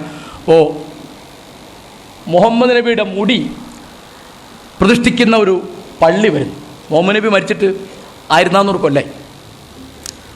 ഇപ്പോഴാണ് തലമുടി റെഡിയായിട്ട് വന്നത്. അപ്പോൾ എൻ്റെ കുട്ടിക്കാലത്ത് ഞാൻ മാഷന്മാരുടെ അടുത്തും ബാപ്പയുടെ അടുത്തും ഒരുപാട് തല്ലുകൊണ്ടിട്ടുണ്ട്. ബാപ്പയുടെ അടുത്ത് ഏറ്റവും തല്ലുകൊണ്ടത് ഈ തലമുടി വളർത്താൻ വേണ്ടിയായിരുന്നു. കാരണം തല വടിക്കുന്നതാണ് സുന്നത്ത്, നബിചര്യ എന്നാണ് ഞങ്ങളെ പഠിപ്പിച്ചത്. അതുകൊണ്ട് തല വടിക്കണം, തലമുടി നീട്ടാൻ പാടില്ല, ക്രോപ്പ് ചെയ്യാൻ പാടില്ല. ഇപ്പോഴാണ് എനിക്ക് മനസ്സിലായത് ഈ നബിചര്യ പാലിച്ചിരുന്ന ഒരേ ഒരാൾ നമ്മുടെ പന്നിൻ രവീന്ദ്രനാണ്. കാരണം അത്ര ആണ് തലമുടി. പന്നിനൊന്ന് കരുതിക്കോട്ടെ കേട്ടോ, വലിയ പറയാനൊക്കെ പറഞ്ഞ് അവർക്ക് അത്യാവശ്യമുള്ള സാധനമാണ് പന്നിൻ്റെ തലയിലാണുള്ളത്. അത്രയാണ്. അപ്പോൾ മതപാഠശാലയിൽ എന്നെ പഠിപ്പിച്ചത്, ഞങ്ങളൊക്കെ പഠിപ്പിച്ചത് മുഹമ്മദ് നബിക്ക് നിഴലില്ല എന്നാണ്. അപ്പം ഞാൻ വന്നപാട് പറഞ്ഞ് ഈ നബിയുടെ മുടിയല്ല ഇത്. എന്താ കാരണം? അത് TV കാണിച്ചപ്പോൾ നിഴലുണ്ട്, കഴിഞ്ഞില്ലേ? നിഴലുണ്ട്, ഇനി വർത്തനം പറയണ്ട. എന്താ വെച്ചാൽ അത് മുഹമ്മദ് നബിയുടെ അല്ല. ഈ തലമുടി പ്രതിഷ്ഠിക്കുന്ന ഒരു പള്ളി ഉണ്ടാവുകയും അതെന്താണെന്ന് അറിയുക നിങ്ങൾ, അതൊരു ലാൻഡ് മാഫിയ ഏർപ്പാടാണ്. അതിൻ്റെ തറക്കല്ലിടൽ കഴിഞ്ഞു, ഇപ്പോഴും പള്ളി എവിടെയും തീരുമാനിച്ചില്ല. കാരണം ഇന്ത്യയിലെ ഏറ്റവും വലിയ തീർത്ഥാടന കേന്ദ്രമാകാൻ പോകുന്നത്. അപ്പോൾ അതിന് ചുറ്റും എത്ര ഏക്കർ ഭൂമി വേണം, എവിടെ ഹോട്ടൽ വേണം, എവിടെ പിന്നെ പള്ളി വേണം, മറ്റേ ഹോസ്പിറ്റൽ വേണം, എവിടെയാണ് പിന്നെ കംഫർട്ട് സ്റ്റേഷൻ വേണ്ടത്, എവിടെയാണ് ലോഡ്ജ് വേണ്ടത് എന്നൊക്കെ വലിയ. കാരണം ഭൂമിയുടെ വില ഇന്ത്യയിലെ ഏറ്റവും വലിയ കുതിപ്പ് ഇവിടെ ഉണ്ടാവും. അപ്പോൾ അത് തീരുമാനിച്ചില്ല. അതാദ്യം പുതുപ്പാടി ഭാഗത്താണ്, ഇപ്പോൾ കോഴിക്കോട് തന്നെയാണെന്ന് കേൾക്കണേ, അറിഞ്ഞോളൂ. അപ്പോൾ എന്താ, അപ്പോൾ ഞാൻ പറഞ്ഞത് ഇന്ന് മതമേതാണ്, കച്ചവടമേതാണ്, രാഷ്ട്രീയമേതാന്ന് തിരിയില്ല. AP അബൂബക്കർ മുസ്ലിയാർ നടത്തുന്നത് ഒരു ഭാഗത്ത് കച്ചവടമാണ്, ഒരു ഭാഗത്ത് അത് മതമാണ്, ഒരു ഭാഗത്ത് അത് രാഷ്ട്രീയമാണ്. ഇടയ്ക്ക് LDFനെയും വരട്ടും, ഇടയ്ക്ക് UDFനെയും വരട്ടും. നിങ്ങൾക്ക് ലേശം ദേഷ്യം വരാൻ വേണ്ടി പറഞ്ഞു കേട്ടോ, നിങ്ങൾക്ക് ലേശം ദേഷ്യം വരാൻ വേണ്ടി പറയുന്നത് അങ്ങനെ ഒരു രസം തന്നെ പോരല്ലോ. ഇങ്ങനെ നമ്മുടെ UDFനെയും LDFനെയും വരട്ടാവുന്ന രീതിയിൽ AP അബൂബക്കർ മുസ്ലിയാർ. അപ്പോൾ അമൃതാനന്ദമയി മഠം എന്ന് പറയുന്നത് മതമേതാണ്, കച്ചവടമേതാണ്, രാഷ്ട്രീയമേതാന്ന് തിരിയില്ല. ഉണ്ടോ? ഇത് ഇപ്പോൾ ഏറ്റവും ആധുനികോത്തര രാഷ്ട്രീയം എന്ന് പറഞ്ഞാൽ ഇത് മൂന്നും കൂടി ഒന്നായിരിക്കുകയാണ്. അപ്പോൾ ഇതിൽ നമുക്ക് ശാസ്ത്രീയ ചിന്ത എന്ന് പറയുന്നത്, യുക്തിബോധം എന്ന് പറയുന്നത് കേരളത്തിൽ തീരെ ആ സാധനം ഇല്ല കേട്ടോ. ഇവിടെ ഞാനൊരു ചെറിയ ഉദാഹരണം പറയാം, ഇതൊന്നും പറയണ്ട. ഇപ്പോൾ വെറുതെ ഞാൻ പറഞ്ഞുതരാം. ഒരു 10,000 ഉറുപ്പ്യ അങ്ങോട്ട് കൊടുത്താൽ 20,000 ഉറുപ്പ്യ എങ്ങോട്ട് കിട്ടും? അത് വിശ്വസിക്കാൻ ഈ നാട്ടിൽ ആളുണ്ടല്ലോ. ഈ വിശ്വസിക്കുന്നവൻ PhD. ഇവനെ പറ്റിക്കാൻ വന്ന ആന്ധ്രാപ്രദേശിൽ നിന്ന് വന്ന ഹൈദരാബാദിൽ നിന്ന് വന്നവൻ 5ാം ക്ലാസ് ആയിരിക്കും. കാരണം ഈ വിഡ്ഢികൾ ഇവിടെ ഉണ്ടെന്ന് അവർക്കറിയാം. ശരിയല്ലേ? ശരിയല്ലേ? നിങ്ങൾ അല്ലാന്ന് പറഞ്ഞു കിട്ടും. ഇപ്പോൾ എന്താ പയ്യൻ്റെ പേര്? Total for you. 18 വയസ്സുള്ള ഒരു കുട്ടിയാണ് ലക്ഷക്കണക്കിന് ആളുകളെ പറ്റിക്കുന്നത്. കാരണം ഈ എല്ലാ ആർത്തി പണ്ടാരങ്ങളായിരിക്കുകയാണ്. റിട്ടയർ ചെയ്ത പ്രൊഫസർമാർ ലക്ഷക്കണക്കിനാണ്. അത് മുഴുവൻ എന്ത് ചെയ്യും? അത് മുഴുവൻ ഇവിടെ കൊടുത്തിരിക്കുക. ഇത് ടോട്ടൽ ഫോർ യു. അല്ല, ഈ മാതിരി എത്ര ഉണ്ട്? ഞങ്ങളുടെ നാട്ടിലൊരു മുഹമ്മദ് ഉണ്ട്. അവൻ 1 കോടി പറ്റിച്ചു. എന്താണ്? എല്ലാവരോടും 1 ലക്ഷം മേടിച്ചു. എത്രയാ പലിശ? പലിശ ഒരു മാസം 25,000. ആദ്യത്തെ മാസം കൊടുത്തു, പിന്നെ കൊടുക്കണില്ല. 75,000 ഇവന് കിട്ടി. ഇവൻ മുങ്ങി ബോംബെയിൽ നിന്ന് ഇവനെ പോലീസ് പൊക്കി. അപ്പോൾ ആരും പരാതി കൊടുക്കില്ല. കാരണം ഇപ്പോൾ വലിയ പണ്ഡിതന്മാരും വലിയ PhD-കാരൊക്കെ ഇത് കൊടുത്തത്. അപ്പോൾ ഇവൻ പിന്നെ കണ്ണൂർ സെൻട്രൽ ജയിലാണ്. അവൻ പറഞ്ഞു, എനിക്കൊരു ബുദ്ധിമുട്ടില്ല, ഈ കാലാവധി കഴിഞ്ഞ് ഇറങ്ങിയാൽ മതി, 1 കോടി ഉറുപ്പ്യ അവിടെ ഉണ്ട്. ഇങ്ങനെ വിഡ്ഢികൾ. ഞാൻ പറഞ്ഞത്, ഈ ഒരു മഞ്ഞക്കല്ല് അണിഞ്ഞാൽ നിങ്ങൾക്ക് പരീക്ഷയ്ക്ക് നന്നായിട്ട് ഉത്തരം എഴുതാൻ പറ്റുമെന്ന് കേരളത്തിലെ ആൾ വിചാരിക്കുന്നുണ്ടല്ലേ? ഏപ്രിൽ 1-ാം തീയതി വിഡ്ഢികളുടെ ദിനമാണ്. ഏപ്രിൽ 12 വിഡ്ഢികളുടെ ദിനമാണ്. കാരണം അന്ന് അക്ഷയ തൃതീയ. ഒരു പുതിയ അനാചാരം വന്നിരിക്കുകയാണ്. എന്താ അനാചാരം? അന്ന് സ്വർണം വാങ്ങിയാൽ ഐശ്വര്യം ഉണ്ടാവും. ആർക്ക്? പീഡിയക്കാരന് ഐശ്വര്യം ഉണ്ടാവുന്ന ഉറപ്പല്ലേ? അപ്പം ഇത് തിരിഞ്ഞില്ല. പീഡിയക്കാരൻ പറഞ്ഞ വളരെ സത്യമായ കാര്യമാണ്. നിങ്ങളന്ന് സ്വർണം വാങ്ങിയ ഐശ്വര്യം ഉണ്ടാവും. അത് നിങ്ങൾക്കാന്ന് വിചാരിച്ച് വാങ്ങാൻ മാത്രം നിങ്ങൾ വിഡ്ഢികളാണ്. ഇങ്ങനെ വിഡ്ഢി കൂഷ്മാണ്ഡങ്ങളുടെ ഒരു രാജ്യമാണിത്. കാരണം ഒരു തരം യുക്തിയില്ല. പിന്നെ ഞാനൊരു കാര്യം പറയട്ടോ, എല്ലാ അന്ധവിശ്വാസങ്ങളുടെയും അനാചാരങ്ങളുടെയും എര എന്ന് പറയുന്ന സ്ത്രീയാണ്. നിങ്ങൾ എവിടെയെങ്കിലും ഏതെങ്കിലും ഒരു സമുദായത്തിൽ മന്ത്രവാദിയുടെ ചവിട്ട് കൊണ്ട് ഒരു പുരുഷൻ മരിച്ചു കേട്ടിട്ടുണ്ടാവും? ഒക്കെ ചവിട്ടിക്കൊല്ല പെണ്ണുങ്ങളെയാണ്. കാരണം ഇവരത് വിശ്വസിച്ചിരിക്കുന്നത്. കാരണം അല്ലേ കേട്ടോ? എന്തിനാണ് മതേതരത്വം ചോദിച്ചാൽ ഞാൻ പറയും, ഇതാ 1829 വില്യം ബെന്റിങ്ങിന്റെ കാലത്ത് നിരോധിച്ച സതി മടങ്ങി വരാൻ പോവാ. 2 മാസം മുമ്പ് ബീഹാറിലെ ഗഹുവ എന്നു പേരായിട്ട് 70 വയസ്സുള്ള ഒരു സ്ത്രീ ഭർത്താവിൻ്റെ ചിതയിൽ സതിയായിരിക്കുന്നു. നിങ്ങൾക്ക് എന്താ വേണ്ടത്? സതി അനുഷ്ഠിക്കുന്നത് നല്ലതാണ് എന്ന് കേരളത്തിൽ പ്രചരിക്കില്ല നിങ്ങൾ വിചാരിക്കുന്നത്? പ്രചരിക്കും കേട്ടോ, പ്രചരിക്കും. സതി അനുഷ്ഠിക്കുന്നതാണ് അനുഷ്ഠിക്കാന്നതിന് പറയാം. എന്തോ അനുഷ്ഠാനം എന്നുള്ള മാതിരി. ഭർത്താവിൻ്റെ ചെതയിൽ ചാടി മരിക്കുന്നതാണ് പുണ്യം, അതാണ് ഒരു സ്ത്രീയുടെ ജന്മം എന്ന് പറഞ്ഞാൽ ഈ കേരളത്തിൽ വിശ്വസിക്കും. ഞാൻ തെളിവ് പറയാം. സ്വന്തം ഭർത്താവിന് 4 ഭാര്യമാരുണ്ടാകുന്നതിന് ഒരു തരക്കെടുമില്ല. മാഷക്ക് എന്താ വേണ്ടതെന്ന് എന്നോട് മുസ്ലിം പെണ്ണുങ്ങൾ ചോദിക്കുന്നുണ്ട്. അവർ ചിലരൊക്കെ PhD ആകട്ടോ. ഒരതിശയോക്തി അല്ലത്. ഞാൻ ആ പേര് പറയുന്നില്ല. എൻ്റെ പ്രിയ സുഹൃത്തായ ഒരു ഇംഗ്ലീഷ് പ്രൊഫസറുടെ മകള്, അവർ ആർട്സ് കോളേജിൽ എൻ്റെ കൂടെ ഇംഗ്ലീഷ് ടീച്ചറായിട്ട് വന്നപ്പോൾ അന്ന് ഞാനൊരു സങ്കടഹരിക്കുന്ന ഒരു ലേഖനം എഴുതിയിരുന്നു. അവരെന്നെ കാണാൻ വന്നപ്പോൾ ഞാൻ വിചാരിച്ചു എനിക്ക് പാപ്പയെ നല്ലോണം അറിയുന്നതാണ്, ഞങ്ങൾ വലിയ സുഹൃത്തുക്കളാണ്. അപ്പോൾ ഇവളെന്നോട് ചോദിക്കുകയാണ്, മാഷക്ക് എന്താ വേണ്ടത്? ഈ മുഖം മൂടി പർദ്ദ ഇടുന്നത് ഞങ്ങളുടെ സ്വാതന്ത്ര്യമാണ് എന്ന് പറയുന്ന കാലം എന്താ വേണ്ടത്? 1986 രാജസ്ഥാനിൽ ദേവരാല എന്ന ഗ്രാമത്തിൽ രൂപ് കൻവാർ എന്നൊരു പെൺകുട്ടി സതിയായിരുന്നു. ഇവിടെ വൃദ്ധന്മാരുണ്ടോ എന്ന് എനിക്കറിയില്ല. എല്ലാവരും ഈ ഗോദർജ് പുരട്ടിയിരിക്കുന്നതുകൊണ്ട് എനിക്ക് തിരിയുന്നില്ല.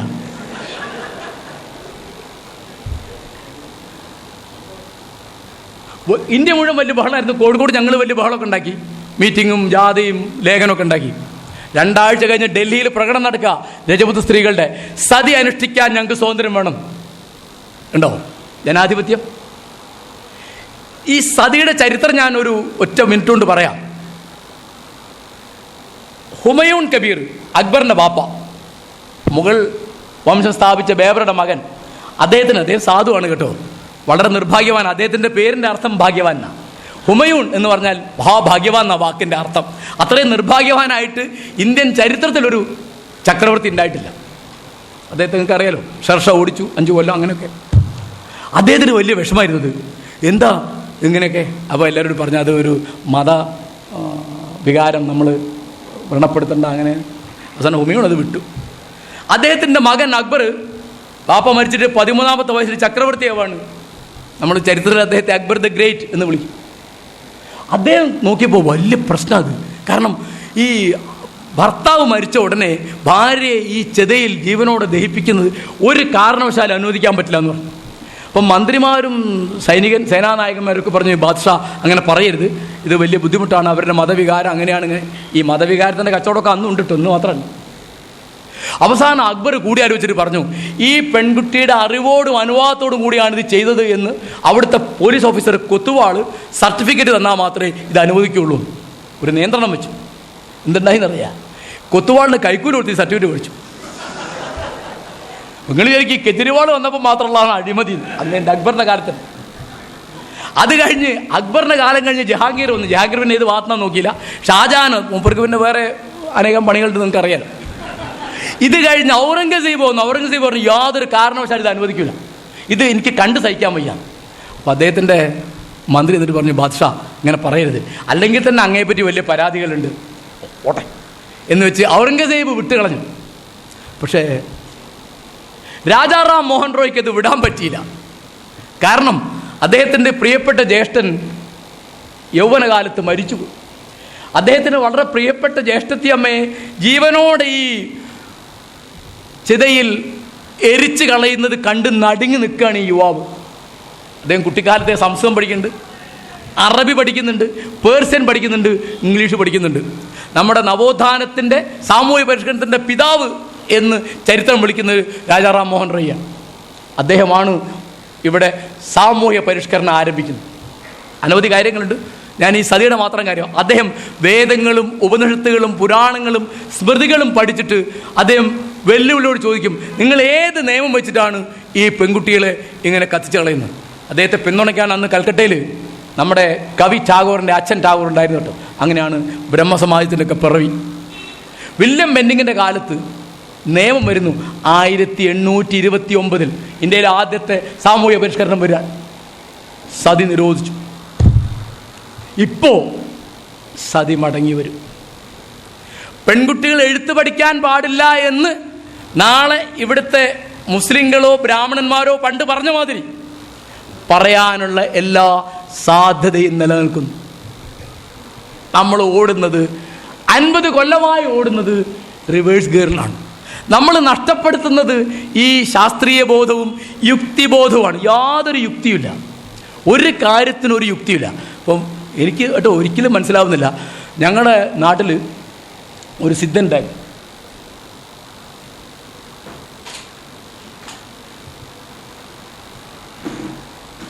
കാവുമ്പായി വിചാരിക്കും ആളുടെ ചോദ്യം ചോദിക്കുന്നതിന് മുമ്പ് തന്നെ വെള്ളം കുടിച്ച് തുടങ്ങിയല്ലോ, ചോദ്യം ചോദിക്കുന്നതാണ് പറഞ്ഞത്. അപ്പോൾ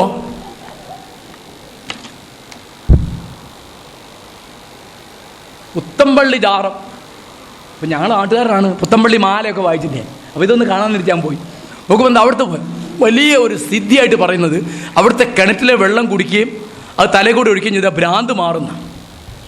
ഈ വിചാരിക്കുന്ന വേറെ ഭ്രാന്താന്ന് ഇവർക്ക് അറിഞ്ഞൂടാ, ഓട്ടെ. അപ്പം ഞാനവിടെ ചെന്ന് നോക്കുമ്പോൾ അവിടെ ഒരു സൈക്കോളജിസ്റ്റിൻ്റെ ഒരു ആശുപത്രി ഉണ്ട്, സൈക്കാട്രിൻ്റെ ഒരു ആശുപത്രി. ഞാൻ ചോദിച്ചത് എന്തിനാ? ഇപ്പം ഈ എല്ലാ മതക്കാരും പറയുന്നത് പ്രാർത്ഥിച്ചാൽ മതി എന്നാണ്. മുല്ലക്കര സാറിൻ്റെ പ്രാർത്ഥന TV കണ്ടില്ലേ? അപ്പോൾ നിങ്ങൾ ഒരു മരുന്നും ചെയ്യേണ്ട, പ്രാർത്ഥിച്ചാൽ മതി എന്നാണ്. ഞാൻ ഈ സംഭാഷണം ഞാൻ അവസാനിപ്പിക്കുകയാണ്. മുഹമ്മദ് നബി പള്ളിയിലേക്ക് വരുമ്പോൾ ഒരാൾ പള്ളിയിലിരിക്കുക, മുഹമ്മദ് നബി. അപ്പോൾ അദ്ദേഹത്തിൻ്റെ ഒരു സഹചരൻ വന്നിട്ട് കുതിരപ്പുറത്ത് വന്നിട്ട് കുതിരയെ അവിടെ വിട്ടിട്ട് പള്ളിയിലേക്ക് കയറുകയാണ്. അപ്പോൾ നബി ചോദിച്ചു, നീ എന്താ കുതിരയെ കെട്ടാത്തത്? ഓ, ഞാനത് അള്ളാഹുവിനെ ഭരമേൽപ്പിച്ചിട്ടുണ്ട്, ദൈവത്തെ ഏൽപ്പിച്ചിട്ടുണ്ടെന്ന് പറയും. അപ്പോൾ മുഹമ്മദ് നബി പറഞ്ഞു, നീ ആദ്യം കുതിരയെ കെട്ട്, എന്നിട്ട് അള്ളാഹുവിനെ ഏൽപ്പിക്കും. അതൊന്ന് ഇംഗ്ലീഷിൽ വലിയ ചൊല്ലാണ്, first tie your horse then believe in God. ഇത് വല്ലവരും പറഞ്ഞല്ല, മുഹമ്മദ് നബി പറഞ്ഞ, കാരണം കുറച്ച് ബുദ്ധി ഉണ്ടാവില്ല. അപ്പോൾ ഇങ്ങനെയാണ്. അപ്പോൾ ഞാൻ പറഞ്ഞു കൊണ്ടുവരുന്ന കാര്യം, ഇന്ന് രാഷ്ട്രീയത്തിലാണെങ്കിലും സാമൂഹ്യ ജീവിതത്തിലാണെങ്കിലും സാഹിത്യ ജീവിതത്തിൽ കുടുംബ ജീവിതത്തിലാണെങ്കിലും ഒക്കെ യുക്തി എന്നൊരു സാധനം നമുക്ക് കണ്ടാൽ അമ്പരന്ന് പോകുന്ന മാതിരി പിൻവാങ്ങിക്കൊണ്ടിരിക്കുകയാണ്. രാഷ്ട്രീയക്കാർ അവരുടെ ഉത്തരവാദിത്വം ഇപ്പോൾ ഒന്നും വേണ്ട.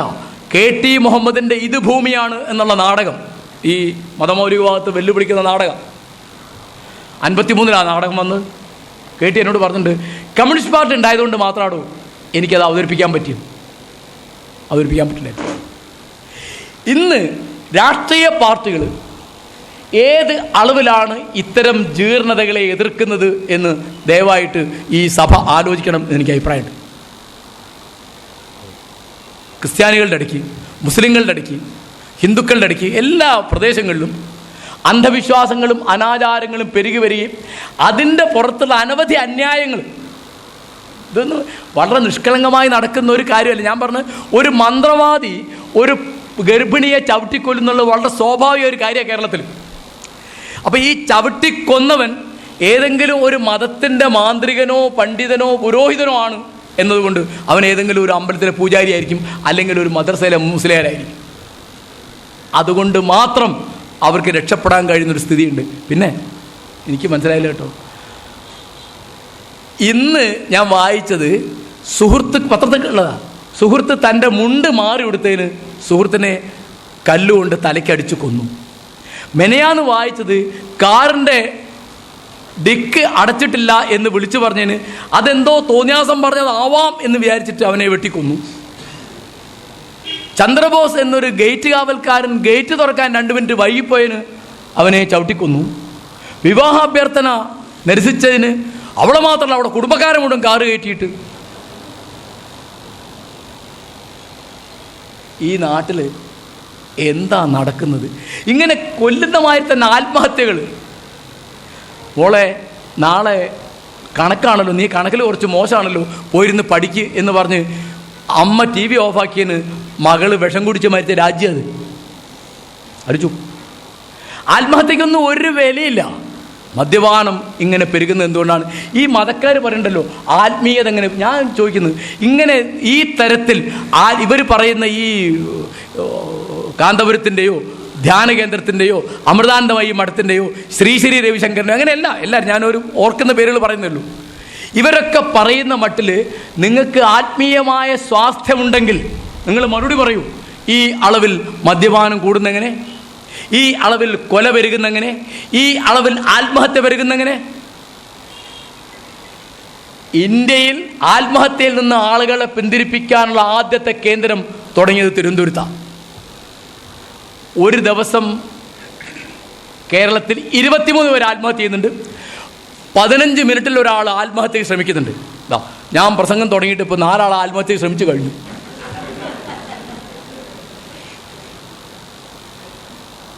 അതുകൊണ്ട് ഇതിനെന്താ മരുന്നെന്ന് ചോദിച്ചാൽ, എൻ്റെ കയ്യിലുള്ള മരുന്ന്, എൻ്റെ വിശ്വാസം ജനാധിപത്യം.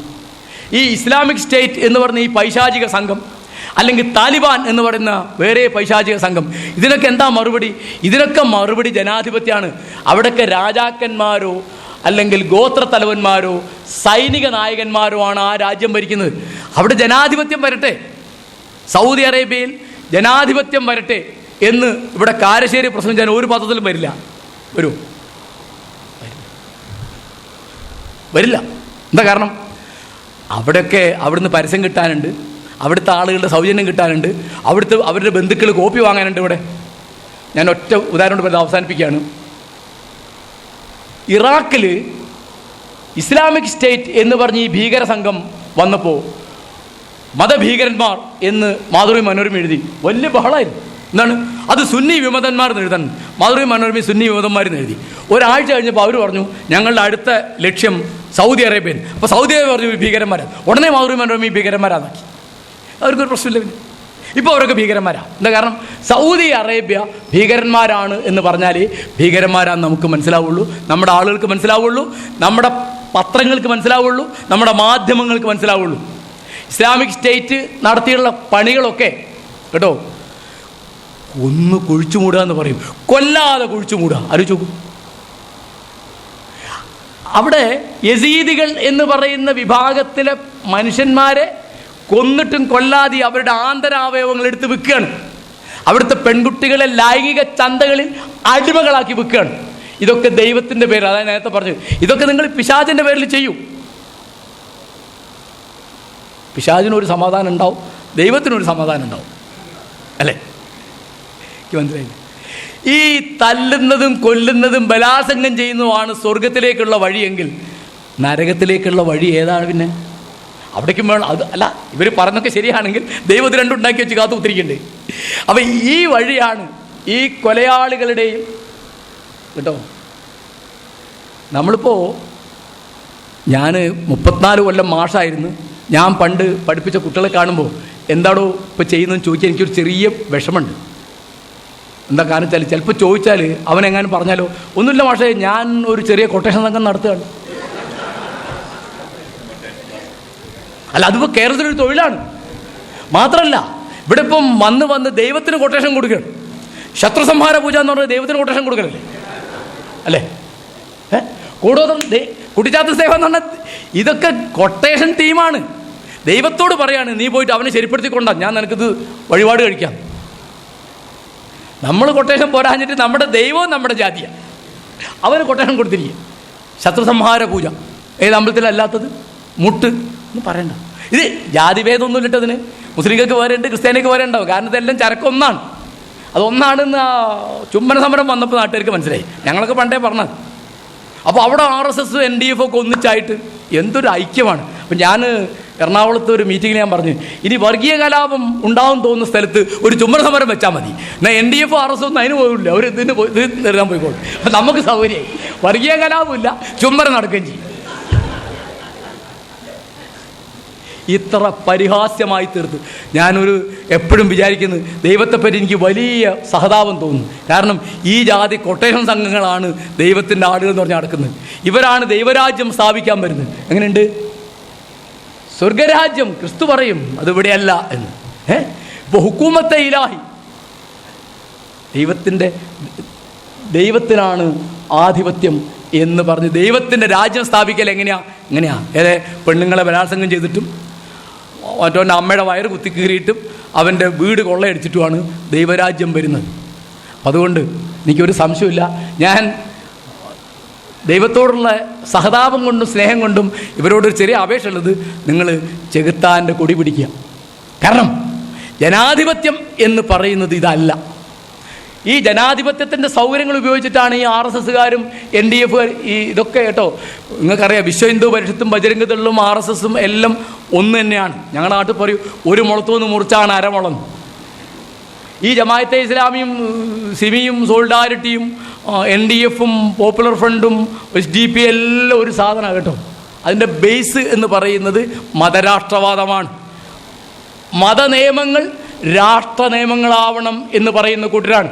മുസ്ലിങ്ങൾക്ക് വോട്ടവകാശം വേണ്ട എന്ന് പറയുമ്പോൾ അവർ ബേജാറാവും. അവരോട് വേറൊരു ചോദ്യം ചോദിക്കാനുണ്ട്, നിങ്ങളുടെ രാജ്യം വന്നാൽ മുസ്ലിങ്ങളല്ലാത്തവർക്ക് വോട്ടവകാശം ഉണ്ടാവുമോ? ഉണ്ടാവില്ല കേട്ടോ. അങ്ങനെ കൂട്ടിയിട്ടില്ല. ഇപ്പോൾ ഫ്രാൻസിൽ പർദ്ദ നിരോധിച്ചതിനെതിരായിട്ട് വലിയ ബഹളമുണ്ട്, ഞാൻ അതിൻ്റെ കൂടെയാണ്. പക്ഷേ എനിക്ക് വേറെ ഒരു ബഹളം ബാക്കിയുണ്ട്. പർദ്ദ ഇടാതെ സൗദി അറേബ്യയിൽ ആർക്കും നടക്കാൻ പാടില്ല. അത് ജനാധിപത്യ പ്രശ്നം തോന്നുന്നില്ല, പൗരാവകാശ പ്രശ്നം തോന്നുന്നില്ല. ഇതിവിടെ പർദ്ദ നിരോധിച്ചു. അവിടെ ഏത് മതക്കാരിയാണെങ്കിലും പർദ്ദ ഇട്ട് സൗദിയിൽ എവിടെയും നടക്കാൻ പറ്റുള്ളൂ. അതുകൊണ്ട് ഞാൻ പറയുന്നത്, പെഷവാറിലെ കുട്ടികൾ മരിക്കുമ്പോഴും ഗാസയിലെ കുട്ടികൾ മരിക്കുമ്പോഴും ഒരുപോലെ വേദനിക്കും, പ്രതിഷേധിക്കുകയും ചെയ്യുന്ന ഒന്നിനെയാണ് ജനാധിപത്യം എന്ന് പറയുക.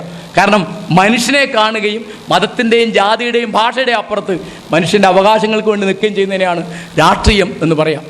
ആ ഒരു രാഷ്ട്രീയത്തെ ഉൽപ്പാദിപ്പിക്കുന്നതിൽ വലിയ പങ്ക് ശാസ്ത്രാഹിത്യ പരിഷത്ത് പണ്ട് വഹിച്ചിട്ടുണ്ട്, ഇപ്പോഴും വഹിക്കുന്നുണ്ട്. ഇനിയും അത് ഉത്തരോത്തരം നിർവഹിക്കുവാൻ നിങ്ങൾക്ക് സാധിക്കുമാറാകട്ടെ എന്ന് ആശംസിച്ചുകൊണ്ട് കേരളീയർക്ക് കുറച്ചുകൂടി യുക്തിയും ശാസ്ത്രബോധവും ഉണ്ടാകട്ടെ എന്ന് എനിക്ക് പ്രാർത്ഥിക്കാൻ നിവൃത്തിയില്ല. മലയാളികളോട്, പ്രബുദ്ധരും വിദ്യാസമ്പന്നരും PhDക്കാരുമായ മലയാളികളോട് അപേക്ഷിച്ചുകൊണ്ട് ഈ പരിപാടി ഈ വേദിയുടെയും സദസ്സിൻ്റെയും അനുവാദത്തോടെ ഉദ്ഘാടനം പ്രഖ്യാപിക്കുന്നു. നന്ദി, നമസ്കാരം.